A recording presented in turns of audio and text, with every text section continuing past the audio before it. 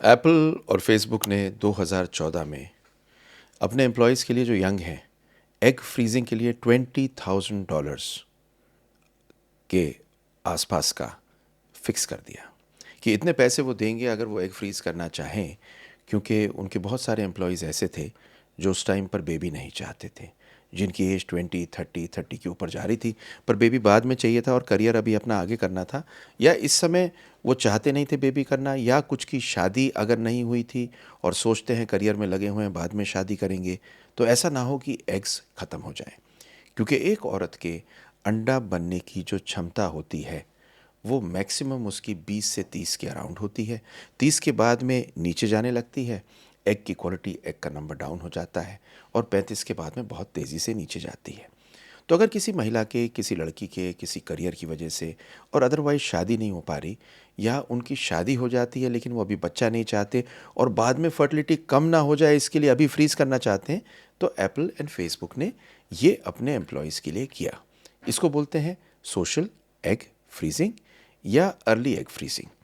पर अब क्वेश्चन ये आता है कि ये सब करने से पहले, ये सब सोचने से पहले, पहली चीज़ मैं ये कहूँगा कि टाइम पर अगर आप बच्चा कर लें तो वो बेस्ट है। बट आपको बहुत सारी चीज़ें बताने वाला हूँ। पहली चीज़ बताने वाला हूँ कि क्या है इलेक्टिव एग फ्रीजिंग, ये ऑप्शन क्यों बना और किसके लिए बना, औरतें चूज़ क्यों करती हैं इलेक्टिव एग फ्रीजिंग, एएमएच कम हो तो भी कर सकते हैं, व्हाट इज़ द लिमिट्स या क्या परेशानी है एग फ्रीजिंग की, सक्सेस रेट क्या है, आइडियल एज क्या है, एग फ्रीजिंग का प्रोसीजर क्या है, इसकी सेफ्टी क्या है, और सबसे इम्पॉर्टेंट चीज़, ये करनी चाहिए या नहीं करनी चाहिए, और एंड में दूंगा एक बोनस टिप। इसमें चौथा पॉइंट बहुत इम्पॉर्टेंट है जो आपके सुनने के लिए है, क्योंकि ये आपकी आंखें खोल देगा। मैं doctor Sunil Jindal, reproductive medicine specialist. सबसे ज़्यादा आनंद मुझे प्राप्त होता है आपको बेबी देने में। एग फ्रीजिंग एक ऐसी चीज़ है जो हम करते हैं, किंतु हर पेशेंट को बहुत सी चीज़ें बता के, क्योंकि ये मालूम होनी आपको ज़रूरी है। तो पेशेंट्स को बताने के साथ साथ मैंने सोचा आप सबको बता दूं, क्योंकि अगर आपको मालूम चलेगा तो you will be more aware about the whole thing. Like, share, subscribe कर दीजिए और सुनिए इस वीडियो को शुरू से आखिर तक। इसके एक एक पॉइंट इंपॉर्टेंट है। तो सोशल या इलेक्टिव एग फ्रीजिंग क्या है? तो सबसे पहले तो ये समझ लेते हैं कि जो एग बनने की प्रक्रिया एक इंसान में होती है, वो जब आप माँ के पेट में होती हैं और 20 हफ्ते की होती हैं, तो करीब 6 से 7 मिलियन, मतलब 60 से 70 लाख अंडे आपकी ओवरी में होते हैं। पर जब आप पैदा होती हैं उस टाइम पर इसमें सिर्फ 1 मिलियन, मतलब 10 लाख अंडे रहते हैं। ये जैसे जैसे आप बड़े बनते हैं वो कम होते हैं, और ये समझ लीजिए 250, 300, 400 मैक्सिमम अंडे इस्तेमाल होते हैं। पर जैसे जैसे आपकी एज बढ़ती है वैसे वैसे ये अंडे की क्वालिटी, क्रोमोसोमल एबनॉर्मेलिटी, और साथ साथ जो एग का नंबर है ये भी कम होता है। बस ये समझ लीजिए कि क्वालिटी के हिसाब से अगर मैं आपसे बात करूं तो एक 37 साल की औरत का मिसकैरेज का रेट 27 साल की औरत से कहीं ज़्यादा होता है। ये होता है एग की क्वालिटी के कारण। देखिए, मैं अगर आपसे कहूँ अगर आपको नेचुरली बेबी चाहिए तो 30 साल से पहले कर लें, मैक्सिमम 35 साल के बाद कर लें, 35 साल से पहले कर लें। अगर आप उसके बाद करते हैं तो एक तो बेबी में प्रेगनेंसी होने की मुश्किल है, और अगर होता है तो मिसकैरेज होने का बहुत चांस है। नाउ, अब इसमें फ्रीजिंग कहाँ से आ गई? फ्रीजिंग ऐसे आई कि या तो आपकी शादी नहीं हुई, 30 साल होने वाले हैं, या आप अपने करियर में लगे हुए हैं और अभी बच्चा नहीं करना, तो आपने सोचा कि आप अभी बच्चा ना करके 10 साल बाद करेंगे। तो 10 साल बाद क्या होगा? एक तो आपके एग कम हो जाएंगे, आपके एग की क्वालिटी डाउन होगी, और अगर आप आज फ्रीज के रख करके रख लेते हैं तो वो अंडे आपके यंगर अंडे ऐसे रहेंगे जैसे आप 30 साल के टाइम पर एक बेबी चाह रहे हों। मतलब ये समझ लीजिए इसका तरीका क्या है कि अगर आप 30 साल के हैं या उससे कम हैं, अभी आपको बेबी नहीं चाहिए, आपने एग्स अपने फ्रीज़ करा के रख लिए, और जब आपको 35-40 के टाइम पे बेबी चाहिए तो नेचुरली ट्राई किया, नहीं हुआ तो आपने अपने 30 साल वाले अंडे इस्तेमाल कर लिए, तो आप 10 साल पीछे चले गए एक तरह से। आ, इसमें बहुत सारे प्रोज एंड कॉन्स हैं जो आपको बोनस टिप में एंड में बताऊंगा, लेकिन एक तरह से ये समझ लीजिए कि आपने 40 साल की उम्र में अपने लिए 30 साल के डोनर अंडे ले लिए। ये है बेसिक प्रिंसिपल सोशल एग या इलेक्टिव एग फ्रीजिंग का। तो एग फ्रीजिंग की बात आप क्यों सुन रहे हैं, पहले क्यों नहीं सुनते थे? इसके कुछ कारण हैं। पहले एग फ्रीजिंग केवल 3 कारणों से किया जाता था। इनफैक्ट आपको ये जान के बड़ा ताज्जुब होगा कि सबसे पहले क्रायो प्रिजर्व्ड एग से बेबी 1986 में हुआ। तो किस कारण से किया जाता था? ये ऐसा होता था कि साहब हमने आईवीएफ किया, हमने अंडे निकाले, स्पर्म नहीं मिल पाया, तो वुमन ने कहा मेरे एग्स को फ्रीज कर लीजिए। दूसरा होता था कि किसी को कैंसर हो गया, कैंसर होने से पहले कीमोथेरेपी से सब अंडे वगैरह ख़त्म हो जाते हैं या रेडिएशन से, या अगर ओवरी निकालनी पड़ती है तो ये होता है कि साहब मेरे एग्स को फ्रीज़ कर लीजिए, जिससे बाद में आगे चल के मेरे एग्स को यूज़ करके आप मुझे बेबी दे सकें। और तीसरा, अगर किसी को फैमिली हिस्ट्री हो कि बहुत जल्दी ओवरीज इनकी प्रेमेच्योर ओवेरियन फेलियर में चली जाती हैं, तो वहाँ पे इस्तेमाल किया जा सकता था इन फ्रोज़न एग्स को। लेकिन हुआ क्या कि कभी भी इलेक्टिव या सोशल एग फ्रीजिंग उस ज़माने में नहीं करते थे। तो उसके दो रीज़न, एक और रीज़न है। वो दूसरा रीज़न ये है कि पहले करते थे स्लो फ्रीजिंग।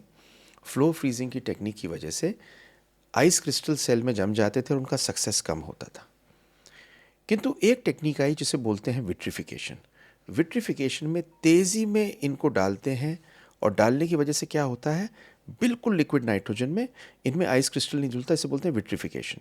विट्रिफिकेशन 2012 में एएसआरएम ने थ्रू की फॉर एग्स एंड एम्ब्रियोज। तो ये यूजेज की वजह से और रिजल्ट अच्छा होने की वजह से सोशल एग फ्रीजिंग बढ़ी और ऊपर से काम बढ़ने की वजह से। तो जो औरतें काम करने में लगना चाहती हैं, शादी अभी नहीं चाहती, इन्होंने शुरू की अपनी एग फ्रीजिंग। तो why choose for non medical reasons? Medical reason तो मैंने आपको बताया। इसकी choice medical reason, non medical reason की वजह से 3-4 कारण से करते हैं। पहला कारण होता है कि करियर का गोल है, अभी करियर में लगना है, अभी बेबी नहीं करना। कुछ लोगों के लिए ये सच होता है, कुछ लोगों के लिए सच नहीं होता।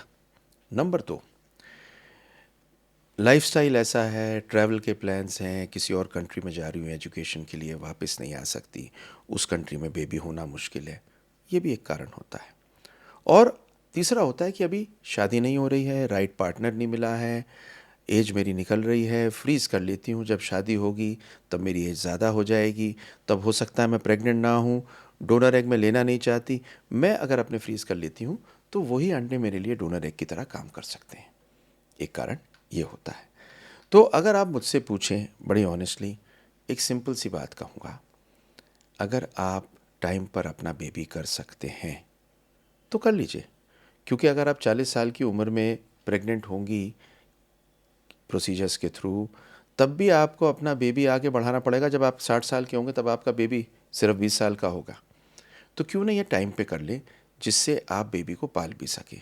लेकिन अगर मजबूरी है तो ये एक ऑप्शन अवश्य मौजूद है। What is the limit of social egg freezing? Egg freezing की लिमिट क्या है? देखिए, पहली चीज़ तो ये समझ लीजिए कि जो आप 22 से लेके और 28 साल 30 साल के बीच में आपके अंडों से सेक्स से प्रेगनेंसी होने का चांस था, वो उसी टाइम के निकाले हुए अंडों से 40 साल में नहीं होगा। तो कोई ये कहे कि साहब आपने अपना फर्टिलिटी इंश्योरेंस करा लिया है, आपके एग्स फ्रोज़न इन टाइम है, तो वो ऐसा नहीं है, क्योंकि आपका यूट्रस, आपकी लाइनिंग सब में एज आएगी। तो आप उससे कंपेयर इसे नहीं कर सकते। इनफैक्ट अगर आप मुझसे पूछें, ये ज़रूर है कि आपके यंग एग्स आप ही के प्रिजर्व होके आपको आगे की एज पे बेबी मिल सकते हैं। पर ये मत सोचिए कि जो आपकी 22 से 30 साल के बीच की पावर है फर्टिलिटी की, वो 40 साल पे उन अंडों के रहने से वही रहेगी। तो फर्टिलिटी इंश्योरेंस नहीं है।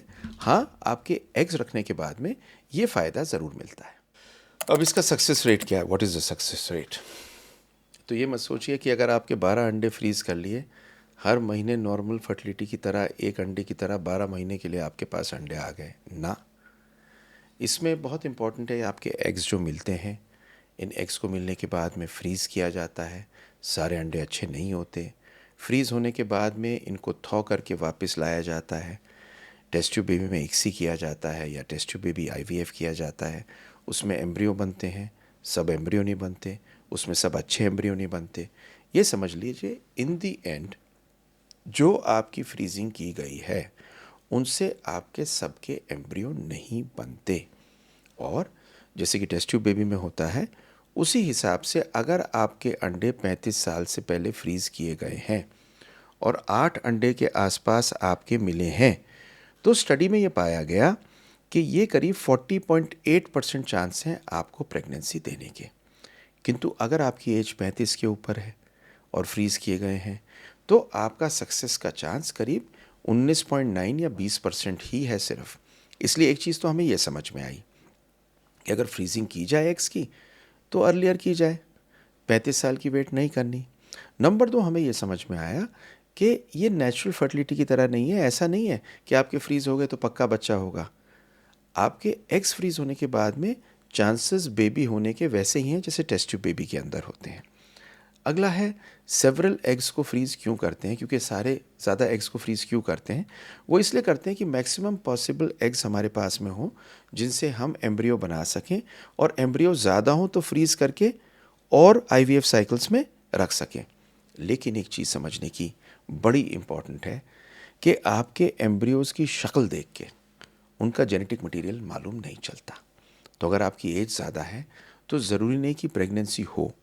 तो ये ज़रूर समझ लीजिए कि कोई गारंटी नहीं है एग फ्रीजिंग के बाद में आपको आपके अंडों से बेबी होगा। हाँ, चांसेस हैं कि आपको अपने अंडों से बच्चा मिल सकता है। What is the ideal age for egg freezing? Egg freezing की आइडियल एज क्या है? जितने आप यंग हैं उतना अच्छा है। मैंने आपको पिछली स्टडी बताई थी कि 35 साल के बाद करने में करीब आधे चांसेस हो जाते हैं आपको प्रेगनेंसी मिलने के। तो कोशिश ये करिए कि अगर आप यंग हैं तो यंगेस्ट पॉसिबल में करें। ये 40 साल पार करने के बाद में एग फ्रीजिंग का बहुत कोई महत्व नहीं रहता। हाँ, करा सकते हैं, बहुत कम एग्स मिलेंगे और उनका जेनेटिक मटेरियल भी ज़रूरी नहीं कि बहुत अच्छा हो। तो is it ever too late to do an egg freezing? मैंने आपको बताया कि 40 साल के बाद में कोई फ़ायदा ज़्यादा होता नहीं है। और लो एएमएच में अगर आपका लो एएमएच है तो फ़ौरन करा लीजिए, क्योंकि जैसे जैसे टाइम और बीतेगा एएमएच और डाउन जाएगा और आपके नंबर ऑफ़ एग्स, एएमएच ये बता देता है कि एग्स बचे कितने हैं और जितने कम बचते हैं उतना कम हमें रिट्रीवल में मिलते हैं। अब एग फ्रीजिंग में क्या चीज़ होती है? एग फ्रीजिंग में आईवीएफ की तरह सबसे पहले फर्टिलिटी की ड्रग्स दी जाती है, इंजेक्शन देने के बाद में अंडे बनाए जाते हैं। इन अंडों को बाहर लैब में निकाला जाता है। निकालने के बाद में जब इनको हम निकाल लेते हैं तब इन रिट्रीवल करने के बाद में इन एग्स को फ्रीज़ करते हैं। फ्रीज़ करने के बाद में स्टोरेज में करते हैं और हर साल आपको अपना स्टोरेज का प्रोटोकॉल रिन्यू करना पड़ता है लैब के साथ में, जिससे इनका रिन्यूअल हो सके। और जब फिर आपको इन एग्स को चाहिए तो ये -196 डिग्री पे फ्रोज़न होते हैं, उसमें से निकाल के थॉ करके इनको यूज़ किया जाएगा। अब सवाल आता है, इज़ एग फ्रीजिंग सेफ़? तो देखिए, किसी और एग डोनर की जगह आप ही एग डोनर हैं अपने, और ये एग ये सेफ़ होता है। हाँ, ये ज़रूरी है, रिस्क कंजेनाइटल डिजीज़ की या बच्चे में डिजीज़ की कोई नॉर्मल पॉपुलेशन से ज़्यादा नहीं होती। आपकी एज जिस पे फ्रीज़ किया गया है उसी पे डिपेंडेंट होती है इसकी कहानी। हमें एक चीज़ ज़रूर कहेंगे कि ये करने के बाद में कई बार आपको, क्योंकि इंजेक्शन लगते हैं तो इंजेक्शन के थोड़े बहुत साइड इफ़ेक्ट हो सकते हैं, पर ऐसा कोई मेजर साइड इफ़ेक्ट नॉर्मली नहीं होता। तो अब मैं आपको दूंगा बोनस टिप। एग फ्रीजिंग बहुत अच्छी है। एग फ्रीजिंग में जो इनको करियर अपना आगे करना है, शादी नहीं हो रही, फ्रीज़ कर सकते हैं। जितनी जल्दी फ्रीज़ करेंगे उतना अच्छा है। लेकिन कुछ सत्य हैं। एक सत्य यह है कि एग फ्रीजिंग एक्सपेंसिव है। तो आपको समझ सकते हैं कि एक्सपेंसिव है, ज़बरदस्ती मत कराएं। बेहतर है शादी कर लें और अगर हस्बैंड है तो बच्चा पैदा कर लें, वो पैसे को बच्चे की परवरिश में लगाएं। एक तो ये चीज़। दूसरा, अगर फिर भी नहीं कर सकते तो आपको ये समझना है कि एग फ्रीजिंग के रिज़ल्ट 100% नहीं है, तो ये कोई फर्टिलिटी का इंश्योरेंस नहीं है। चौथा, एक रियलिटी ज़िंदगी की समझनी है कि जब जिस चीज़ का जो समय होता है उस टाइम पर कर लेना चाहिए। और इसी तरह से बेबी पैदा करने का जो समय है ना, उस पर पैदा कर लीजिए। और इसीलिए मैं आपसे कहता हूँ कि एग फ्रीजिंग कराना चाहें तो ये एक बहुत बढ़िया ऑप्शन है, पर नेचुरली टाइम पे अगर पैदा कर सकते हैं तो there is nothing like it. Thank you very much. I hope आपको ये अच्छी लगी वीडियो। लाइक शेयर सब्सक्राइब कर दीजिए, क्योंकि इस कॉम्प्लिकेटेड टॉपिक को सिंप्लीफाई करने का मैंने बहुत कोशिश की है। इनफैक्ट जितने लोगों को शेयर करेंगे मालूम चलेगा। और सबसे बड़ी बात, अपना ख्याल रखिए, सलामत रहिए। God bless you and may God B with you.